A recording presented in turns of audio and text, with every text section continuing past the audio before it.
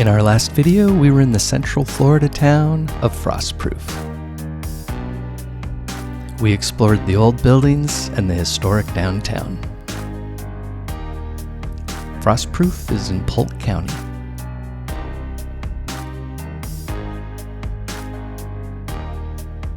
In this video, we're in Winter Haven, Florida.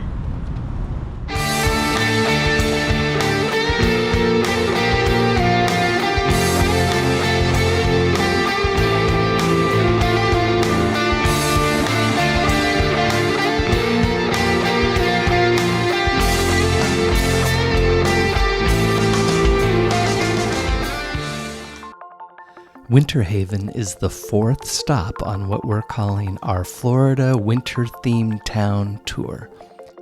It's also the second of 4 stops that we made on the second weekend in February 2024.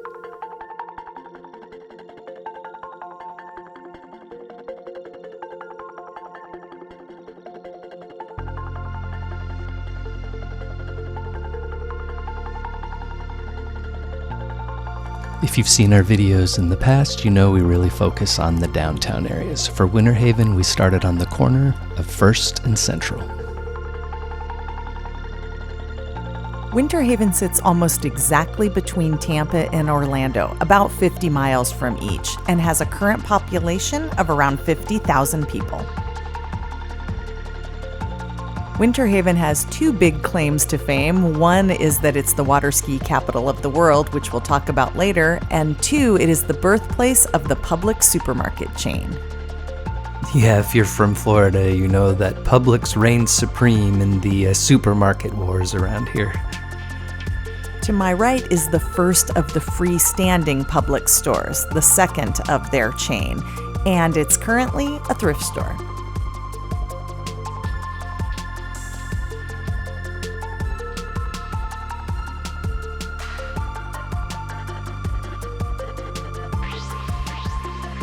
This downtown area, known as the Winter Haven Historic District, was designated in 2002 and contains 26 historic buildings. Our unofficial observation is it looks like the downtown's very recently undergone some renovations.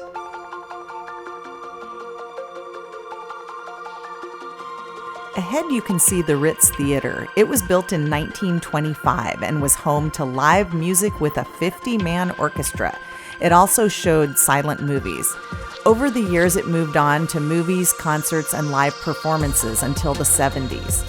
In the 80s it was a short-lived teenage nightclub, but then it closed. In 1996, a group of citizens formed to begin restoring it, and it was fully restored 16 years later. Today it shows concerts, improv, movies, and other events. Yeah, in our travels we've noticed that theaters tend to be the centerpieces for downtown restorations projects, which is just really fantastic to see. While the city was incorporated in 1911, it experienced significant growth in the 1930s when Cypress Gardens opened.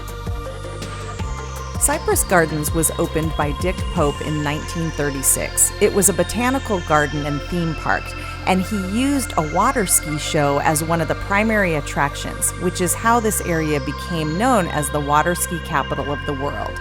Many landmark firsts in the sport and over 50 world records were broken because of this regular show at Cypress Gardens. The theme park stayed open until 2009, and it was really the first commercial tourist theme park. In 2009, it closed, but the gardens are now preserved within the bounds of Legoland, which opened in 2011. We stumbled upon this market in Central Park and found that it's every other Saturday from September through June. Yeah, this is like the, 3rd or 4th time we just happenstanced on a public market. So either they're really popular here in Florida Or perhaps they're just really popular everywhere and we just aren't usually in the places where they have them. Yeah, either way, it's a fantastic way for the locals to sample the wares from local farmers and artisans. It's really cool. Here you see the Rickworth building, which is built in 1924.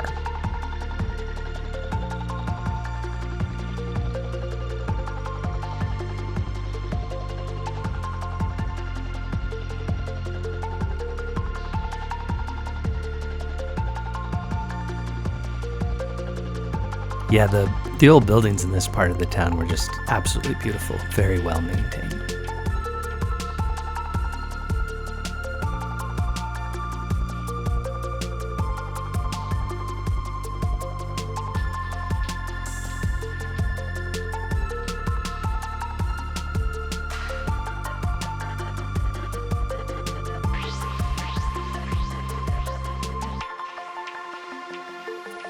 Of note, Winter Haven was also a long-time spring training location for Major League Baseball.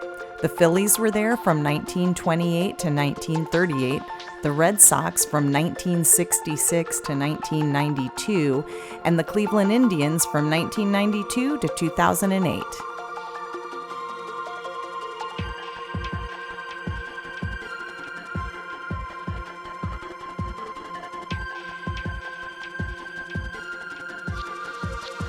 Looking at their water ski history, 10 members of the Water Ski Hall of Fame are from Winter Haven. I think I might say this at the end, but I still find it fascinating that an area that's just loaded with gators happens to be the birthplace of water skiing. I mean, I guess the only thing I could think of is clearly gators aren't going to be chasing down people behind a boat, but it's still interesting because at some point you can fall in the water. It might motivate you not to fall. And maybe that's why they're so good at it. Straight ahead is a trail that cuts right through the heart of downtown for you hiking or biking enthusiasts.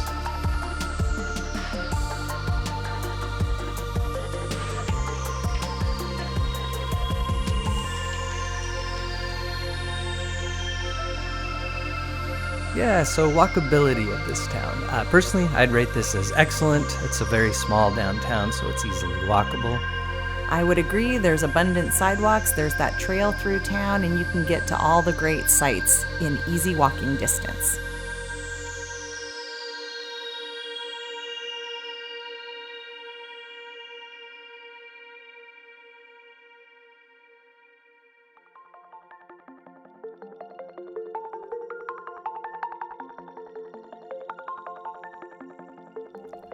So at this point, we're technically moving a little away from the heart of the downtown, but we heard there was some kind of market that we wanted to check out.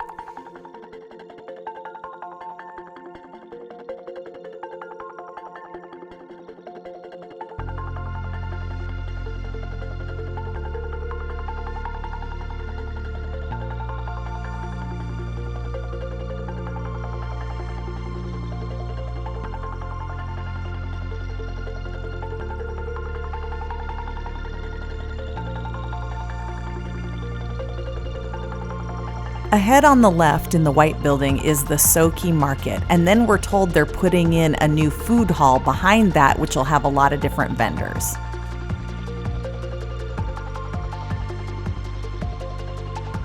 As always, I was able to find my street art. These were great paintings in the alley. Yeah, I'm going to sound like a broken record here because I say this all the time, but more often than not, the coolest art we find is actually in the alleyways and not even visible from the main street. So if, like us, you like to explore a new town or city on foot, don't forget to check out the alleyways as well. And where Caroline has a knack for finding street art, the same could be said for me as it pertains to microbrews. Just as we were about to head back into the downtown, we spotted this place, and it was fantastic.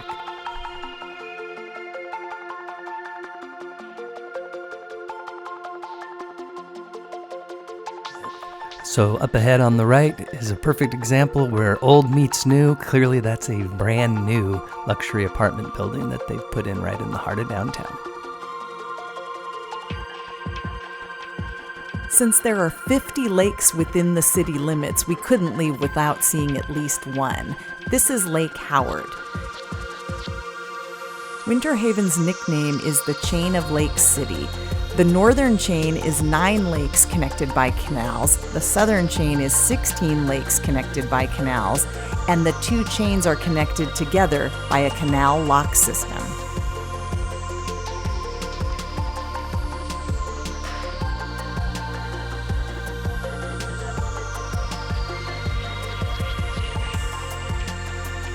With that said, it's time to wrap this one up. All right, what do you think of downtown Winter Haven? Downtown Winter Haven's really cute. Lots of old buildings, restaurants. We found a brewery. I really liked it.